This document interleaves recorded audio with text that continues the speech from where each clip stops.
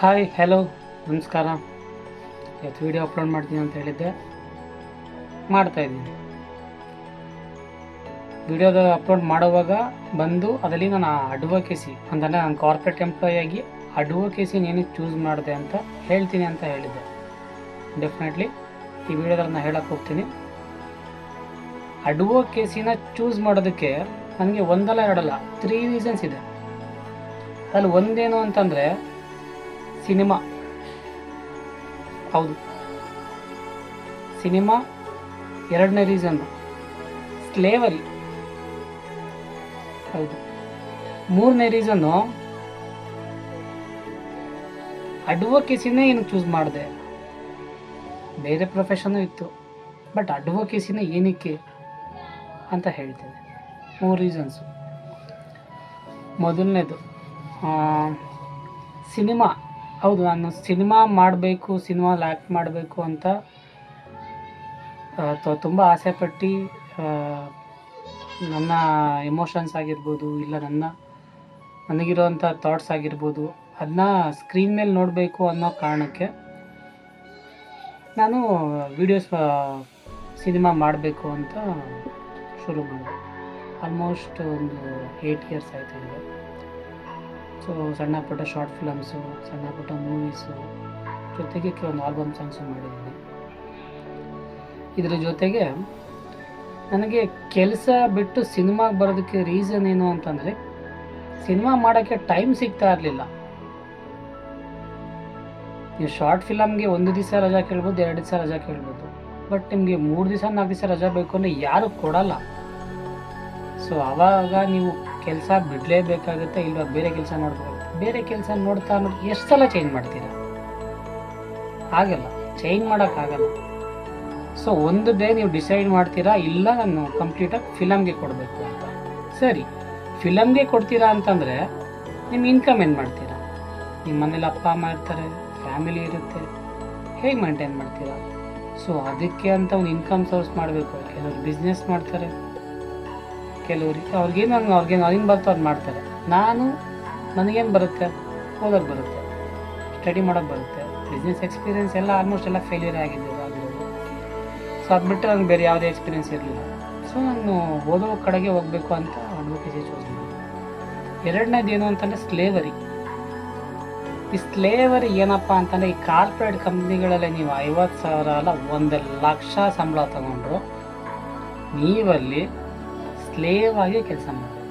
ಹೌದು, Saturday Sunday ರಜಾ ಇರುತ್ತೆ, ಮಂತ್ಲಿ 20 ಡೇಸ್ ವರ್ಕಿಂಗು ಎಲ್ಲ ಇರುತ್ತೆ, ಬಟ್ ಸ್ಟಿಲ್ ನಿಮಗೆ ಇಷ್ಟ ಇಲ್ಲದೆ ಇದ್ದರೂ ಅಲ್ಲೇ ಕೆಲಸ ಮಾಡಬೇಕು, ಮಾಡ್ತಾ ಇರ್ತೀರ, ಮಾಡಲೇಬೇಕು. ಯಾಕೆ ಅಂತಂದರೆ ಸ್ಯಾಲ್ರಿಗೋಸ್ಕರ. 50,000 ಅಲ್ಲ 50 ಲಕ್ಷ ಬಂದರೂ ಕೂಡ ನಿಮ್ಗೆ ಆ ಕಮಿಟ್ಮೆಂಟು ರೆಡಿ ಆಗಿರುತ್ತೆ, ನೀವು ಕೆಲಸ ಬಿಡೋಕ್ಕೆ ಸಾಧ್ಯನೇ ಇಲ್ಲ. ಸೊ ಆದ್ದರಿಂದ ನಿಮಗೆ ಅದರಿಂದ ಹೊರಗಡೆ ಬರೋಕ್ಕಾಗೋದಿಲ್ಲ. ಅದರಿಂದ ಹೊರಗಡೆ ಬಂದರೂ ಕೂಡ ಸರ್ವೈವ್ ಆಗೋದು ತುಂಬ ಕಷ್ಟ ಇದೆ. ಅದೇಗೆ ಅಂತಂದರೆ, ಹೊರಗಡೆ ಬರ್ತೀರಾ, ಕೆಲಸ ಬಿಡ್ತೀರಾ, ಸಡನ್ನಾಗಿ ಮೊಬೈಲ್ ತೊಗೊಂಡಿರ್ತೀರ, ಲ್ಯಾಪ್ಟಾಪ್, ಮನೆ TV, ಫ್ರಿಜ್ ಎಲ್ಲ ತೊಗೊಂಡಿರ್ತೀರ, ಎಲ್ಲ ಲೋನ್ ಕಟ್ಟಬೇಕಾಗುತ್ತೆ. ಅದನ್ನು ಕಾರು, ಮನೆ ಎಲ್ಲರಿಗೂ ಇರೋ ಕಮಿಟ್ಮೆಂಟ್ ನನಗೂ ಇರೋದು. ಅದನ್ನೆಲ್ಲ ತೀರಿಸಿ ಹೊರಗಡೆ ಬರೋದಕ್ಕೆ ನನಗೆ ಸ್ಟೇಜ್ ಆಯಿತು. ನಿಜವಾಗ್ಲೂ ಈ ಏಜ್ಗೆ ನಾನು ಎಲ್ಲ ತೀರಿಸ್ಕೊಂಡು ಈಚೆ ಬರಬೇಕಾಯಿತು. ಸೊ ಥರ್ಡ್ ರೀಸನ್ನು ಅಡ್ವೊಕೇಸಿನೇ ಏನಕ್ಕೆ, ಬೇರೆ ಏನೇನೋ ಮಾಡ್ಬೋದಾಗಿತ್ತಲ್ಲ, ಅಡ್ವೊಕೇಸಿನೇ ಏನಕ್ಕೆ ಚೂಸ್ ಮಾಡಿದೆ ಅಂತಂದರೆ, ನಾನು ಕೆಲವೊಂದು ಫ್ರೆಂಡ್ಸ್ಗೆ ಎಲ್ಲ ಹೆಲ್ಪ್ ಮಾಡಿದ್ದೆ.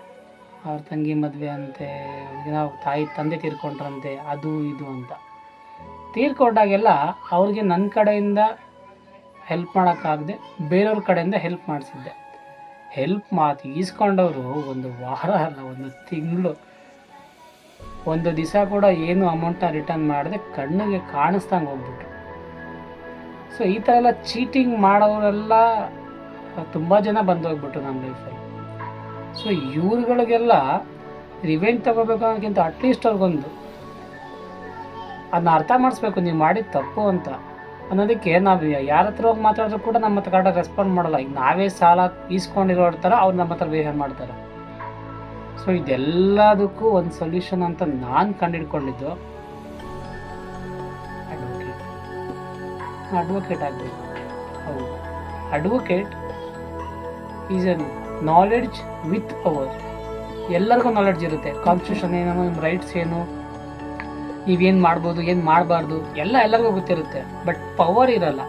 ಹೌದು, ಸಿಟಿಸನ್ಸ್ಗೆ ಪವರ್ ಇದೆ, ಬಟ್ ಇವಾಗಿನ ಜನ್ರೇಷನಲ್ಲಿಲ್ಲ, ಇವಾಗಿನ ಟ್ರೆಂಡಲ್ಲಿ ಅದನ್ನ ಕ್ವಶನ್ ಮಾಡೋದಕ್ಕೆ ಅಡ್ವೊಕೇಟ್ ಬಿಟ್ಟು ಬೇರೆ ಯಾರೇ ಕ್ವಶನ್ ಮಾಡಿದ್ರು ಅದಕ್ಕೆ ಯಾರೂ ಕೂಡ ನಿಮಗೆ ಸ್ಟ್ರೈಟಾಗಿ ಆನ್ಸರ್ ಮಾಡೋದು.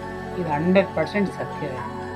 ಬಟ್ ಅಡ್ವೊಕೇಟ್ ಕ್ವಶನ್ ಮಾಡಿದ್ರೆ ಸ್ಟೇಷನಲ್ಲಾಗ್ಬೋದು, ಕೋರ್ಟಲ್ಲಾಗ್ಬೋದು, ಇಲ್ಲ ಹೊರಗಡೆ ಪಬ್ಲಿಕಲ್ಲಾಗ್ಬೋದು, ಪ್ರತಿಯೊಬ್ಬರು ರೆಸ್ಪೆಕ್ಟು ಕೊಡ್ತಾರೆ, ರಿಟರ್ನ್ ಆನ್ಸರು ಕೊಡ್ತಾರೆ. ಬಟ್ ಅದೇ ಪಬ್ಲಿಕ್ ಕ್ವಶನ್ ಮಾಡಿದ್ರೆ ಅವ್ರು ಆನ್ಸರ್ ಕೊಡೋದು. ಸೊ ಇದು ಒಂದು ರೀಸನ್ಗೋಸ್ಕರ ಅಡ್ವೊಕೇಟ್ ಆಗಬೇಕು ಅಂತ ಅನ್ಕೊಂಡು. ಜೊತೆಗೆ ಎಲ್ಲರಿಗಿರೋ ಥರ ಒಬ್ಬರಿಗೆ ಈ ಕಡೆ ಕೆಲಸ ಮಾಡಬಾರ್ದು, ಅದು ಇದು ಏನೋ ಇರುತ್ತೆ, ತುಂಬ ರೀಸನ್ಸ್ ಇರುತ್ತೆ ಎಲ್ಲರಿಗೂ. ಬಟ್ ನಾನು ಅಡ್ವೊಕೇಟ್ ಆಗಬೇಕು ಅಂತ ಅಂದ್ಕೊಂಡಿದ್ದು ಇದೇ ರೀಸನ್ಗೆ. ಇದೊಂದು ರಾ ವಿಡಿಯೋ ಆಗಿರುತ್ತೆ, ಮ್ಯಾಕ್ಸಿಮಮ್ 6 ಮಿನಿಟ್ಸ್. ಮತ್ತು ನೆಕ್ಸ್ಟ್ ವಿಡಿಯೋದಲ್ಲಿ ಸಿಗೋಣ. ನೆಕ್ಸ್ಟ್ ವಿಡಿಯೋದಲ್ಲಿ ವೈ ಬಾಕ್ಸಿಂಗ್ ಏನಕ್ಕೆ ಚೂಸ್ ಮಾಡಿದೆ ಅಂತ ವಿಡಿಯೋ ಮಾಡಿ ಕಳಿಸ್ತೀನಿ. Thank you. ಬಾಕ್ಸರ್ ಕನ್ನಡಿಗಗೆ ಲೈಕ್ ಮಾಡಿ, ಶೇರ್ ಮಾಡಿ, ಫಾಲೋ ಮಾಡಿ. Thank you so much. Jai Karnataka.